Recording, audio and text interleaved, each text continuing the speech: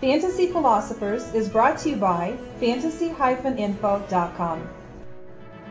It took Colt McCoy a while to get drafted, yet at the same time, that was kind of the theme after we saw Sam Bradford go number 1, and oddly enough, I mean, we see Jimmy Clausen fall into the second, we see in the middle of the second round, we see Colt McCoy dropped into middle of the third round, and yet at the same time, we see the Denver Broncos trade up into the first round for Tim Tebow. Wow. Anyway, here we go. Colt McCoy, the Browns finally took him after passing on him, I don't know, 50 times before they got that chance. They had 1 million draft picks this year, and they finally did take him.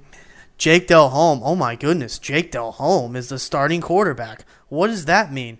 That means that right now somebody else is probably going to be starting as their quarterback at some point this season, because I just don't see Jake Delhomme lasting the whole season. Man, maybe he can bounce back and be somewhat respectable.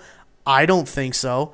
I think he's washed up. They gave him like $7 million on top of how much money the Panthers just gave him to leave that team.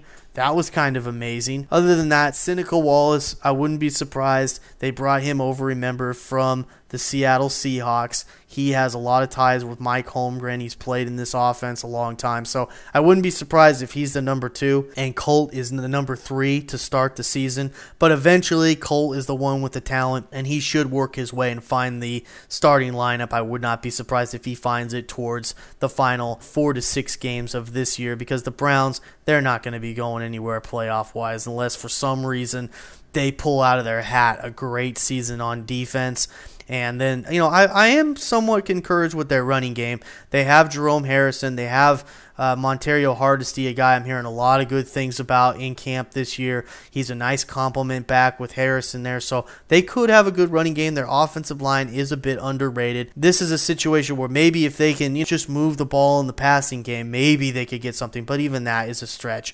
So with Colt, he's not a guy, obviously he's not a guy you're going to be looking at for fantasy this year. But just keep those things in mind. See how Massaquoi and some of these young receivers are progressing. And those are things you want to pay attention to see if maybe we have a situation here where Colt, once he does get that opportunity, he can start doing something and asserting himself. As so we move into maybe his 3rd or 4th year in the league, he becomes more fantasy relevant. If you're in a rookie draft for keeper leagues, he's a guy that's worth taking a look at. But, obviously he's not going to be one of the first guys you're going to be running for.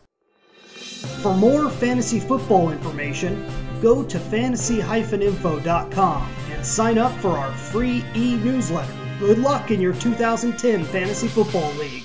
As an added bonus, the Fantasy Info guys will include their 5 secret tips for success in fantasy football.